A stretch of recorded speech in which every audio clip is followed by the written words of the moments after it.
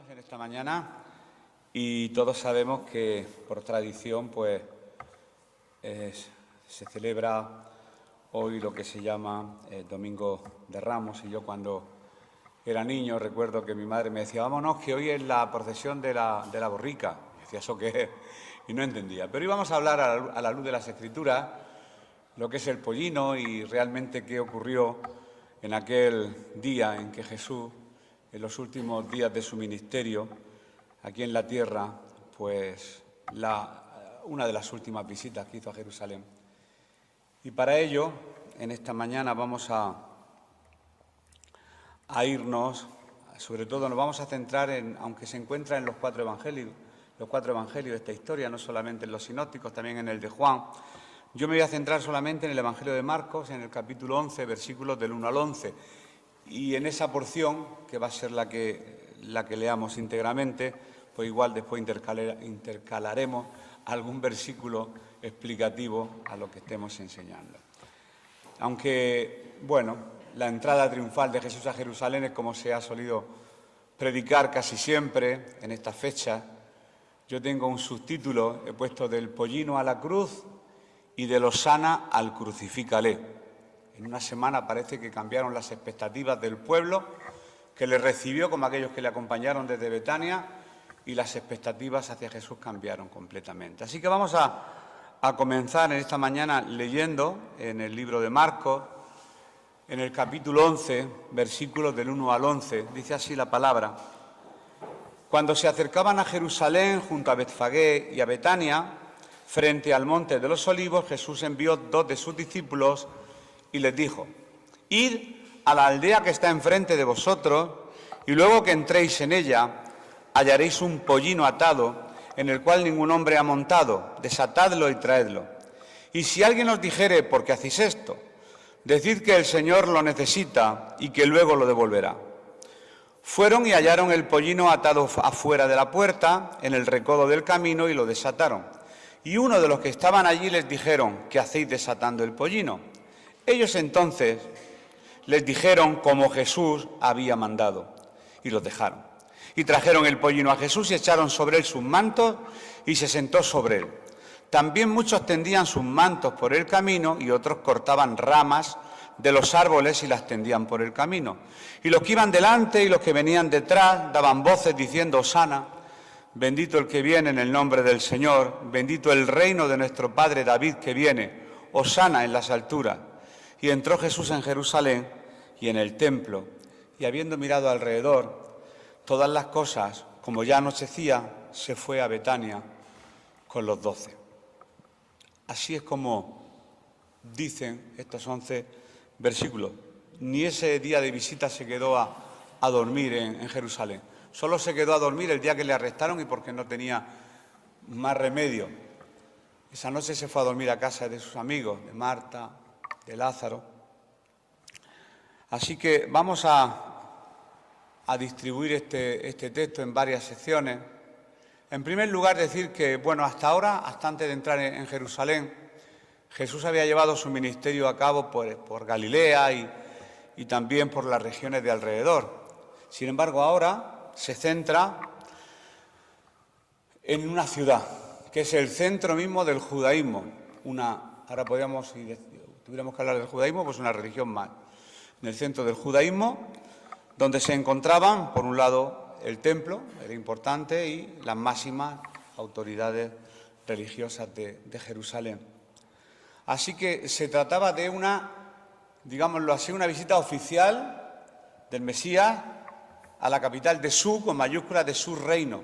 Era una visita oficial que él hacía, de protocolo, porque a lo largo de todo el Evangelio de Marcos, y centrándonos justo en la visita de Jerusalén, nos damos cuenta cómo Jesús pues examina los diferentes aspectos de la religión judía, pues para constatar finalmente de que realmente no había dado los frutos que Dios esperaba, ¿no?, de ellos.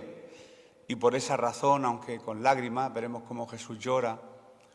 Ahí en Israel hay un lugar que se llama Dominus Flevit, donde Jesús mirando Jerusalén, pues lloró. Pues tuvo que emitir, lógicamente, un juicio sobre ella. Esta presentación, de presentarse de aquella manera, no de incógnito como hizo en otras ocasiones, sino en esta ocasión lo hizo de forma pública, pues no agradó para nada a las autoridades judías, lógicamente. ¿Por qué? Pues porque vieron peligrar su posición de liderazgo por un lado y por otro lado, pues los beneficios económicos, políticos, sus posiciones, pues por otro. Y lógicamente al final, pues este odio hacia Jesús llegó a su culmen máximo, a su clima, y ya sabemos cómo acabó aquello, ¿no? En el odio y en la muerte, y lo mataron y lo crucificaron. Un segundo aspecto de esta entrada triunfal fue el motivo o el propósito de la entrada, de Jesús en Jerusalén. Una de las cosas que sorprende en estos versículos que hemos leído es cómo Él lo preparó todo para atraer la atención de las personas o de las multitudes que se encontraban en Jerusalén, más las que era la fiesta de la Pascua, y Jerusalén estaba llena de gente, como Él provocó precisamente el que las miradas se dirigieran hacia Él, cosa que no era su estilo, no era su ética, no era su forma de conducirse Él. Y esto no quiere decir que Jesús no hubiera estado acompañado de multitudes en otras ocasiones, le hemos visto rodeado de multitudes a lo largo del Evangelio en muchas ocasiones. Pero Él no quería fama, vete y sanaba a alguien, no se lo cuentes a nadie, que nadie se entere, era como, iba ocultando un poco, ¿no?, todo aquello que Él iba haciendo. Él siempre intentaba evitar la publicidad, daros cuenta que a muchos, como he dicho, sanados les aconsejaba que no dijeran nada, pues Él se retiraba a solas con sus discípulos para orar y para darles instrucciones. En cierta ocasión también quisieron hacerle rey, que va, y Él se fue apresuradamente y no quería. ¿Y cómo este cambio tan radical de pasar del anonimato, de la privacidad a lo público? Bueno, ¿por qué? Hay razones que son lógicas. A veces buscamos razones espirituales, pero también veremos aquí que hay cosas muy naturales. Bueno, era el momento, ya su ministerio estaba a punto de finiquitar, de terminar, y Él, si hubiera adelantado este momento, pues quizá no habría tenido tiempo de formar a los apóstoles para que posteriormente hubieran llevado a cabo pues el anuncio del reino de Dios, y era justo el momento. Primero había que formar a los apóstoles para que posteriormente pues ellos pudieran extender el reino de Dios anunciándolo con la predicación de la palabra, como vemos en el libro de los Hechos y posteriormente a lo largo de la historia de la cristiandad. Así que no era conveniente adelantarlo. Y por otro lado, lógicamente, pues la espera, esa paciencia en amor, en misericordia que Dios siempre tiene, pues porque en su misericordia Dios lo que quería era prolongar las oportunidades, como siempre, para que el ser humano pues se arrepienta, recapacite antes de traer ningún tipo de castigo, de juicio sobre él. Pero Jesús quería en este momento manifestarse, ya estaba llegando a su fin, y quería manifestarse como Mesías de forma abierta. Ya no quería estar oculto y dijo, bueno, pues voy a hacerlo manifiesto. Se cumplieron algunas profecías, ahora vamos a ver un par de ellas. Y el lugar indicado para manifestar aquello era, lógicamente, como hemos dicho, Jerusalén, el centro neurálgico del judaísmo, donde se encontraba el templo tan importante, las autoridades religiosas. Y cómo no acordarnos de aquel ciego Bartimeo cuando gritaba diciendo, Jesús, hijo de David, ten misericordia de mí. Ahí también estaba lanzando uno de los títulos de Jesús, David, aquel a quien Dios había prometido el trono y quien sería el heredero de todas las promesas hechas a David. Jesús, hijo de David, ten misericordia de mí. Otro aspecto, la cruz y el trono, que aunque parecen aspectos antagónicos, no es lo mismo estar pendido de una cruz que estar sentado en un trono, ¿verdad?, con un cetro, repartiendo, autoridad, justicia, equidad, no sé. El cetro es como el símbolo eso que llevan los reyes de antaño, ¿no?, en la mano. Pues este pasaje que hemos leído, de Marcos 11, pues nos presenta a un Jesús como rey, pero que acaba muriendo en la cruz. ¿Y cómo se puede relacionar? Cuesta mucho trabajo relacionar una cruz con un trono, un rey que acaba muriendo en una cruz y no sentado en un trono y aclamado por una multitud como los reyes de antaño, ¿no? Como Jehú o como cuando otros reyes, a los que también cuando entraron y reconocieron su reinado, pues echaron también sus mantos en señal de que, bueno, la ropa significaba la dignidad, la posición social y eso era una forma de, pues no sé, de reconocer la autoridad de esa persona.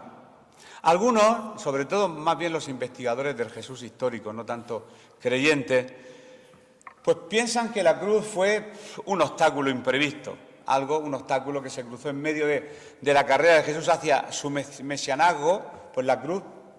Y entonces, claro, este tipo de personas, historiadores, pues piensan que la resurrección nunca se llevó a cabo y que los discípulos pues tuvieron que inventársela. Pues, ¿por qué? Porque no se esperaban un final tan trágico, como alguien que prometía lo que prometía iba a acabar. El Rey de Reyes, el Señor, en una cruz ahí como un vulgar ladrón.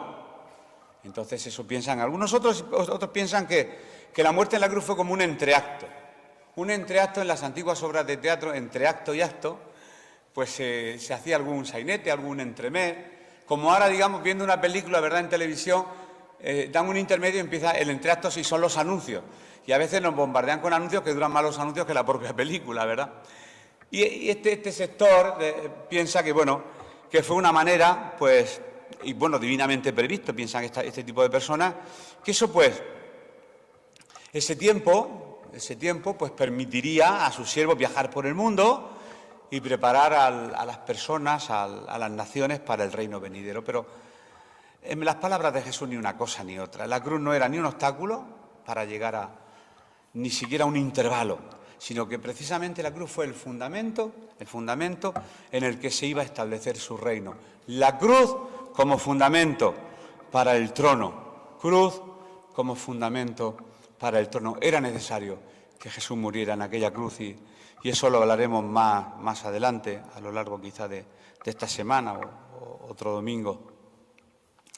También para cualquier así persona que se adentre un poco en las Escrituras, pues puede ver que Jesús preparó dos entradas diferentes en Jerusalén, no en el sentido propio de la palabra de entrada, como Jesús entró por una puerta a Jerusalén, sino dos entradas, una de forma pública, otra en el sentido espiritual. La primera, pues la entrada triunfal de Jerusalén, la que acabamos de leer en el libro de Marcos en el capítulo 11, es una entrada pública y de forma física y presencial. Y la segunda, pues tuvo lugar una semana después, justo antes de ser arrestado. He puesto una entrada como privada y espiritual. Y leemos en el libro de Marcos, en el capítulo 14, versículo... Y comienzo a leer en el 22 y dice así. Y mientras comían, Jesús tomó pan y bendijo, y lo partió y les dijo diciendo, tomad, esto es mi cuerpo. Y tomando la copa y habiendo dado gracias, les dio. Y bebieron de ella todos y les dijo, esto es mi sangre del nuevo pacto, que por muchos es derramada. De cierto os digo que no beberé más del fruto de la vid hasta aquel día en que lo beba nuevo en el reino de Dios. Entre estas dos entradas a las que yo hacía alusión, no es nada teológico, hay como paralelismos y también discrepancias. Paralelismo, bueno, porque el Señor preparó ambas. ¿Cómo preparó la entrada triunfal? Pues envió a dos, id a la aldea que está enfrente y veréis allí un pollino atado, desatadlo y traédmelo. Y también en la segunda ocasión id y veréis un hombre con un cántaro y el aposento alto y prepararlo, que allí vamos a preparar la Pascua y vamos a estar juntos cenando. Una fue de forma pública, otro fue de forma privada. Pero hubo cierto paralelismo. Ambas fueron preparadas por el Maestro. ¿Contraste? Bueno, lo hemos dicho, a la primera le dio la máxima publicidad posible. Arregló las cosas de tal manera que su entrada en Jerusalén generase la máxima publicidad. En el segundo caso, se aseguró de que todo fuera hecho en el máximo secreto. Y otro detalle muy importante es que en ambas ocasiones el Señor se presentó como el cumplimiento de la profecía o de las Escrituras. Él se presenta como el cumplimiento de las Escrituras, como cumplimiento. Después leeremos el versículo que conocemos todos, el de Zacarías 9:9, como cumplimiento de este reconocimiento de Jesús como Mesías en su entrada a Jerusalén. 1. Su entrada triunfal, la que hemos leído, cumplió con exactitud lo anunciado por el profeta Zacarías en el capítulo 9 y versículo 9, por un lado, mientras que su entrada secreta, pues sirvió para cumplir la Pascua. Todos sabemos lo que significa la Pascua, ¿no? La liberación del pueblo de Israel cuando estaba en Egipto y sabéis aquel día, la forma de comer el cordero, el dintel de la puerta manchado con sangre para que el espíritu de la muerte no tocara a los hijos de Israel, y fueron liberados de la esclavitud de Faraón y salieron juntamente con Moisés, atravesando aquel desierto hasta llegar a la tierra prometida. Esa historia la conocemos todos. Pero el Señor quiere enseñarnos algo, el establecimiento de su reino.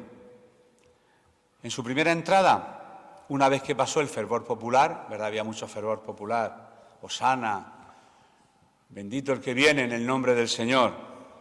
Muchos de esos y quizá algunos más que estaban gritando al principio hosana, algunos quizá cambió la palabra de hosana por crucifícale. ¿El cambio a qué se debe? Pues no sé. Podemos barajar algunas opciones, el por qué cambiaron esa forma de pensar. Pero ese fervor fue cambiado por odio.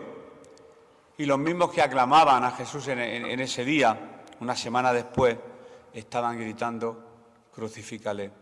Por lo tanto, tanto el Rey, en mayúscula, porque estamos hablando de Jesús Dios, como su reino fueron rechazados públicamente. Y en este sentido público, el reino no será establecido hasta su segunda venida. Y esto sí lo podemos leer en Apocalipsis, capítulo 19, versículos del 11 al 16, que dice así: Entonces vi el cielo abierto, y aquí un caballo blanco, y el que lo montaba se llamaba Fiel y Verdadero, y con justicia juzga y pelea. Sus ojos eran como llama de fuego, y había en su cabeza muchas diademas, y tenía un nombre escrito que ninguno conocía sino él mismo. Estaba vestido de una ropa teñida en sangre, y su nombre es el Verbo de Dios. Y los ejércitos celestiales, vestidos de lino finísimo, blanco y limpio, le seguían en caballos blancos. De su boca sale una espada aguda para herir con ella a las naciones, y él la regirá con vara de hierro.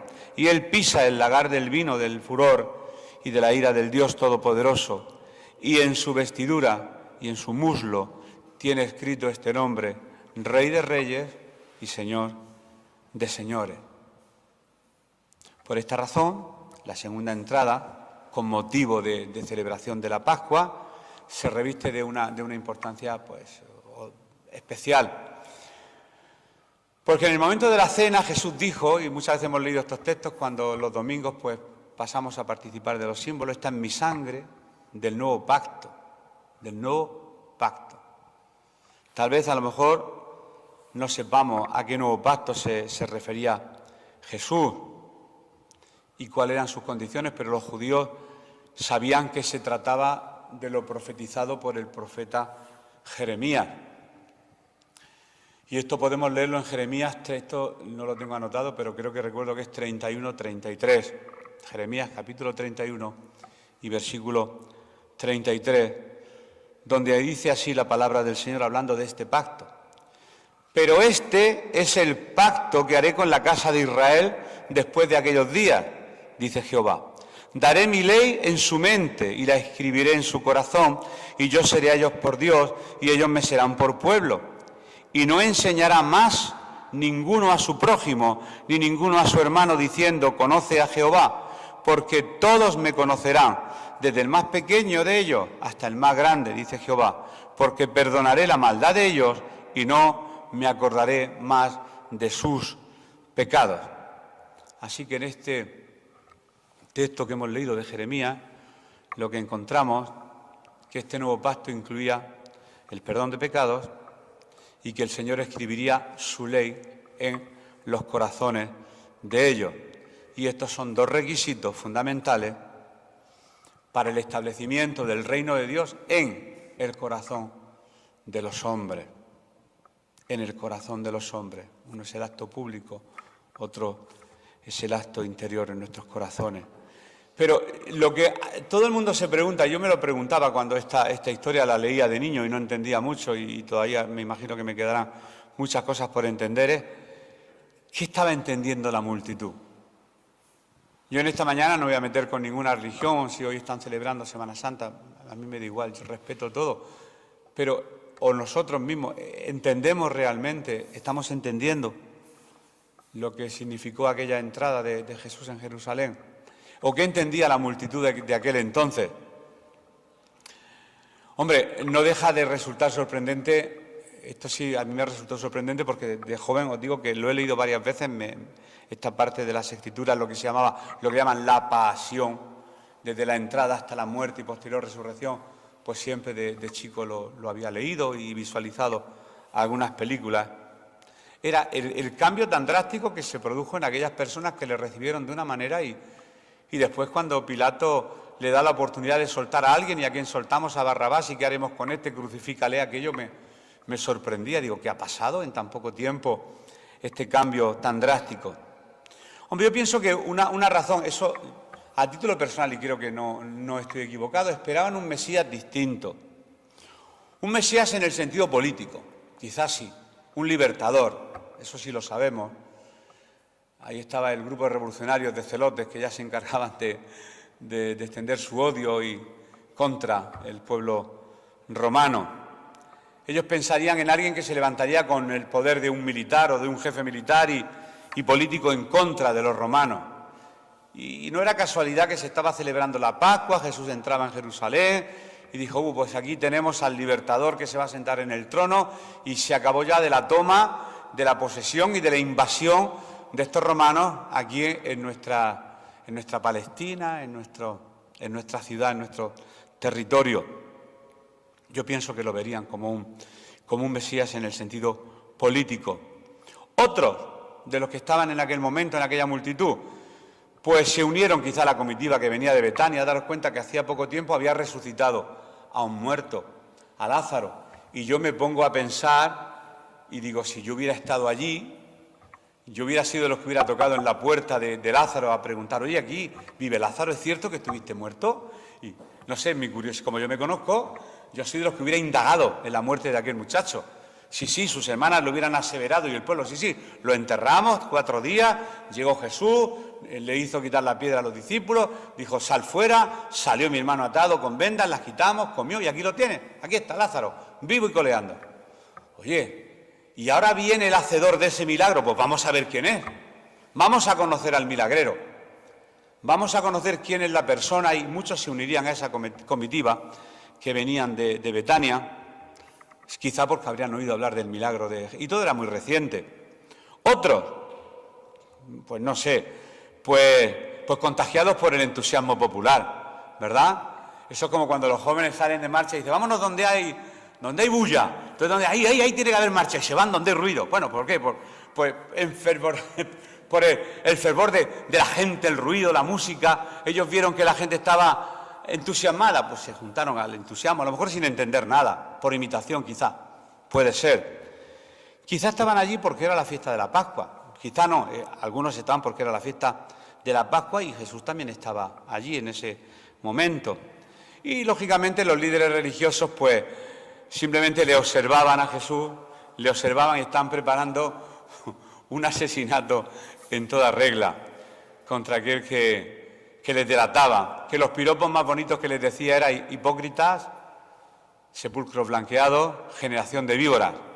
Y eso, habéis convertido mi casa en cueva de ladrones. Eso me imagino que no era agradable de oír por parte de aquellas autoridades. Y yo pregunto, ¿pero entre aquellas personas habría alguien que entendía que Jesús era el rey? Manso y humilde ese rey que había profetizado Zacarías, que Jesús era realmente el Mesías, ¿comprendería que él iba a ocupar una cruz y no un trono? ¿Lo comprenderían? No sé. El pollino sobre el que nadie ha montado. Hay algunos detalles del pollino que a mí personalmente me sorprenden. Y he leído algunas cosas porque, lógicamente, cuando te pones a buscar detalles, madre mía, no puedes dar la opinión de todo el mundo porque hay opiniones completamente antagónicas y dices, bueno, y lógicamente tienes que ir a fuentes que sean fidedignas y no recurrir a cualquier sitio, pero ahí ya estamos con los problemas. Bueno, es lo más sencillo. El pollino sobre el que nadie había mandado. ¿Qué casualidad un pollino? ¿Qué tiene que ver un pollino en todo esto? Pues primero los preparativos. Jesús lo preparó con todo detalle, cogió a 2 de sus discípulos, los mandó, como buen rey, mandó a sus heraldos a la aldea de enfrente a que le trajeran un pollino. ¿Por qué? Porque Jesús normalmente entraba a los sitios andando y si ahora iba a entrar en un pollino, parece que él lo que tenía era un propósito concreto y distinto, porque iba a hacer las cosas de forma distinta como lo había hecho en otras ocasiones. Entonces el preparativo este del pollino ya a los discípulos les sorprendió. Bueno, pues vamos a por el pollino. Después está la profecía de Zacarías. Claro, como los judíos eran conocedores de la profecía, pues dicen, bueno, pues él provocó su propia profecía. Como él lo sabía, que el Mesías iba a entrar sobre un pollino, pues yo entro sobre el pollino y así la gente, pues yo voy de Mesías. Eso muchos lo han llegado a decir. Bueno, sobre eso ahora daremos una pequeña explicación. Yo lo que sí creo que es muy probable que ni los discípulos ni las multitudes que se encontraban allí se estaban dando cuenta que estaban participando en el cumplimiento de la hermosa profecía de Zacarías 9:9 que vamos a pasar a leer y que había sido anunciado siglos atrás. Alégrate mucho, hija de Sión, da voces de júbilo, hija de Jerusalén. He aquí tu rey vendrá a ti, justo y salvador, humilde y cabalgando sobre un asno, sobre un pollino, hijo de asna. Un pollino sobre el que nadie había montado antes. Es un detalle. Hallaréis un pollino atado en el cual ningún hombre ha montado. Bueno, hay una explicación que he leído de alguien que dice que, bueno, que como todo el mundo conocía esta profecía, entre los preparativos que hacían de la Pascua de Jerusalén, todo el mundo ataba un pollino porque por si quizá le tocaba a su pollino ser cabalgado por el mismo Mesías. Y que cuando llegaron estos a rescatar el pollino, el Señor lo necesita. Anda, mi pollino va a ser montado por el Salvador. Y allá fue la familia a ver quién iba a ser aquel posible Salvador. Esa es una de tantas opiniones que he leído. Bueno, la mayoría precisamente no se decanta por esta opinión. Los que entienden del asunto pues dicen que el pollino es un animal difícil de domesticar y bueno, y que Jesús se ve que en su mansedumbre parece que le transmitió al animal y bueno, manifestó sobre todo su poder del Señor sobre la creación animal. Pero eso no era lo importante era la actitud de Jesús, esa actitud de humildad que también dice Zacarías, manso y humilde entrará sobre un pollino, el carácter de humildad. Esta descripción de Marcos, de la entrada triunfal, ha sorprendido mucho, sobre todo a los primeros lectores romanos, porque cuando hacía una entrada triunfal alguien del ejército romano, esto era todo un espectáculo y se dice de que, bueno, tardaban horas y horas, incluso días en entrar todo, porque todos los tesoros que habían traído, a los enemigos que habían capturado, los sacerdotes ofreciendo incienso y ofreciendo a los dioses romanos, era todo un espectáculo. Pero Jesús no entró de esa manera tan eufórica sobre un caballo, sobre esos carros dorados que solían montar los romanos, sino que entró de otra forma, de una forma mucho más humilde. Entró de una forma mucho más humilde en contraste. ¿Por qué? Porque Él es el príncipe de paz.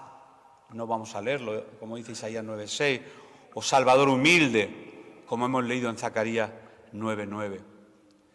Hay muchos detalles en esta entrada, los vestidos, las ramas, los vestidos. Aunque la entrada de Jesús se revestía de humildad, como me reitero, dice el profeta Zacarías, no por eso faltaron muestras de aprecio, ¿verdad?, y de lealtad por parte de la multitud. El evangelista Marcos dice que algunos pues pusieron sus vestidos en el camino y otros cortaron ramas, hicieron como una alfombra improvisada para la cabalgadura de Jesús, una cabalgadura sobre un pollino. Y el detalle es curioso si tenemos en cuenta que para ellos el vestido era símbolo de dignidad, era símbolo de posición social. Por lo tanto, con este gesto de colocar sus mantos, lo que mostraban era respeto y homenaje a Jesús. Hay un texto en Segunda de Reyes, en el capítulo 9 y versículo 13, donde también mostraron esta actitud cuando hicieron rey a Jehú. Dice así: entonces cada uno tomó apresuradamente su manto y lo puso debajo de Jehú en un trono alto, y tocaron corneta y dijeron: Jehú es rey. Otro detalle, la frase del Señor lo necesita. El Señor no necesita nada del ser humano. El Señor lo necesita. Es un detalle increíble, porque lo hemos leído cuando envía a 2 de sus discípulos. Si alguien os pregunta por qué lo estáis desatando, es decir, porque el Señor lo necesita. Aquello yo cuando lo leía en mis primeros años yo no entendía cómo desatarlo sin pedir permiso. Y si alguien pregunta, ¿el Señor lo necesita? Iban ahí, ¡hala!, porque yo quiero, sin consultar, sin pedir permiso, de cualquier manera. La única respuesta que el Señor le había dado, la clave era: el Señor lo necesita. Y yo me pregunto, ¿puede necesitar el Señor algo de los hombres? Lo cierto es que Él tiene todo lo que necesita. Sin embargo, Él vivió de prestado en muchos aspectos de su vida. Las barcas de Galilea, prestadas. El pollino, prestado. Muchas cosas eran prestadas. La casa donde se hospedaba, prestada. Incluso la tumba donde Él murió, prestada. Vivía de prestado. Él que era el creador, el hacedor, el dueño de todo, y podía disponer a su antojo de cualquier cosa, y vivía como de prestado. Segunda de Corintios 8:9, hablando un poquito del Señor Jesús, de su actitud de humildad, porque ya conocéis la gracia de nuestro Señor Jesucristo, decía aquí Pablo, que por amor a vosotros se hizo pobre, siendo rico, para que vosotros con su pobreza fuiseis enriquecidos. Siendo rico, se hizo pobre. Él no alardeaba de: es que no sabéis quién soy. Eso es muy humano, pero Jesús precisamente no era tan humano. Él quiere que cedamos las cosas voluntariamente y por amor, no por fuerza, voluntariamente y por amor. ¿Y qué decir de los que iban delante y de los que iban detrás dando voces? ¿Por qué unos iban delante y otros detrás? Bueno, porque si Él llegaba desde Betania, lógicamente le seguiría gente, y después se encontraría con los que ya estaban en Jerusalén, y había una comitiva, gente por delante, gente por detrás, gente a los lados aclamando a Jesús y gritando Hosana en las alturas. Hosana, ya lo sabéis, la traducción hebrea de Dios salva ahora. Creo que es sí, ahora que ha venido el Mesías, ahora sálvanos, salva a tu pueblo. Y los que veían en Él un Mesías político, quítanos esta opresión, de la misma manera que fuimos liberados en aquel Egipto, ahora libéranos de esta opresión romana. Siéntate en tu trono y reina. Y no sabían que no se iba a sentar en un trono, sino que iba a ser colgado de una cruz. Porque la Pascua, precisamente, ellos estaban llenos de ese pensamiento. La Pascua les recordaba la liberación de la esclavitud, y ellos querían ser liberados de la opresión, lógicamente. Somos humanos y estamos en esta tierra. ¿Quién va a pensar en una liberación espiritual? Y pensamos primeramente en una liberación física, en una liberación, ¿verdad? Todos queremos que el país funcione bien, que todo vaya bien. Lógicamente pensamos en lo material. Bendito el que viene en el nombre del Señor, decían otros. Bendito el que viene en el nombre del Señor. Usaron el Salmo 118, versículos 25 y 26. Estaban usando ese versículo que dice así, Salmo 118, 25, 26. Oh Jehová, sálvanos ahora, te ruego, Jehová, que nos hagas prosperar ahora. Bendito el que viene en el nombre de Jehová, desde la casa de Jehová os bendecimos. Otro, bendito el reino de nuestro padre David, que viene. Bueno, ante tanta aclamación, los fariseos, lógicamente, no estaban contentos, que se tuvieron que decir: oye, que se callen ya estas personas que te están poniendo mismamente como si tú fueras. Claro, es que lo soy. Los fariseos no les gustó mucho tanta aclamación, y se estaban dando cuenta que era muy exagerado lo que le estaban diciendo en ese momento a Jesús. Y le sugirieron que desaprobara y que refrenara aquello que estaban diciendo de él. Y en Lucas, donde también se narra este episodio, en el capítulo 19, versículos 39 y 40, vemos justo este momento. Dice así: entonces algunos de los fariseos de entre la multitud le dijeron: Maestro, reprende a tus discípulos. Él respondiendo les dijo: os digo que si estos callaran, las piedras clamarían. De cierto os digo que aunque estos callen, las piedras clamarían. Es que no, es que es así, es que no podemos hacer callar lo que es real y lo que es cierto. Y por fin Jesús entra en Jerusalén y en el templo. Su viaje no concluye en el palacio. Cualquier rey termina en el palacio, él termina en el templo. ¿Y por qué razón? Pues lo hemos dicho al principio de la exposición de la palabra. Porque era una visita oficial al mismo corazón de la nación de Jerusalén, con la finalidad de una inspección, no en el sentido así muy militar, de su estado espiritual. Bueno, al día siguiente ocurrió lo de la maldición de la higuera, el tema de, eso no lo leemos, se encuentra en el mismo capítulo, cuando volcó la mesa de los cambistas, cuando se dio cuenta que su casa, que el templo había sido convertido en un lugar de negocio, de comercio, y donde no se estaba llevando a cabo la palabra de Dios tal cual, sino que se había convertido todo en unos intereses creados. Y también sirvió esa visita al templo para cumplir parte de la profecía, una profecía que se encuentra en Malaquías, en el capítulo 3 y versículo 1, que dice lo siguiente: y vendrá súbitamente a su templo el Señor, a quien vosotros buscáis. Estamos ya terminando. Como ya anochecía, terminando del texto principal que hemos leído, como ya anochecía, se fue a Betania con los 12. Hemos terminado leyendo. Miró alrededor las cosas y aunque se suponía que esa era su casa, lo que vio no le permitió encontrarse cómodo allí. ¿Y qué es lo que vio? ¿Qué le desagradó? Bueno, pues si seguimos leyendo, pues veremos esto que he dicho. Al día siguiente, cuando entró y vio el comercio que había en el templo, eso se encuentra en el mismo capítulo, versículos más adelante, no vamos a proyectarlo, donde él dice: mi casa será llamada casa de oración para todas las naciones, mas vosotros la habéis hecho cueva de ladrones. Es lo que le reprocha en ese momento a las autoridades religiosas del tiempo. Y lo que encontró es que las ceremonias religiosas estaban carentes de significado y que lo único que les movía era el dinero, las ansias de poder, y Jesús quedó completamente, pues eso, decepcionado. No fue aceptado para nada, ni como el rey, ni como Mesías, ni como nada. Y sin darse cuenta, aquellos que le rechazaron y no le reconocieron ni como rey ni como Mesías, estaban cumpliendo también con exactitud lo que dice el Salmo 118 y versículo 22, y que todos conocemos: la piedra que desecharon los edificadores ha venido a ser cabeza de ángulo. Y Jesús veía las terribles consecuencias que esto tendría sobre ellos y se lamentó. Desde lo más profundo de su corazón se lamentó. Y en Lucas, en el capítulo 19, versículos 41-44, vemos como Jesús llora ante esta situación. Y cuando llegó cerca de la ciudad, al verla, lloró sobre ella. Lucas 19, 41, 44. Oh, si también tú conocieses, a lo menos en este tu día, lo que es para tu paz.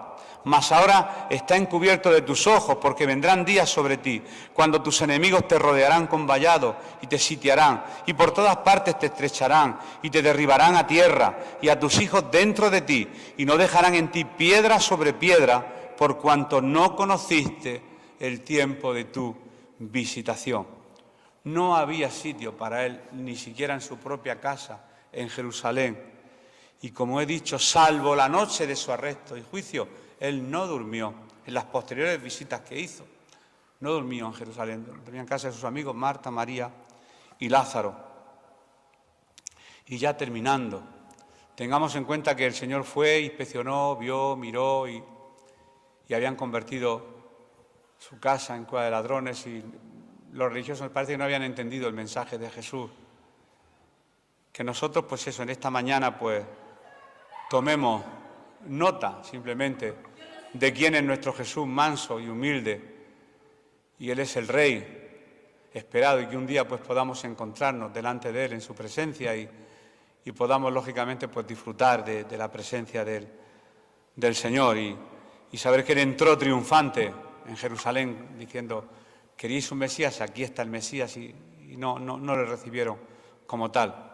Pero un día por su misericordia pues recibimos a Jesús como nuestro Señor, como nuestro Salvador, y estamos agradecidos por la entrada triunfal que Él tuvo en nuestra vida, en nuestros corazones, y transformó nuestra vida, y no hemos cesado de decir lo que hemos visto y oído a otras personas, y hemos comunicado el Evangelio de salvación, y vamos a seguir haciéndolo para que muchas almas conozcan el Evangelio de nuestro Señor Jesucristo.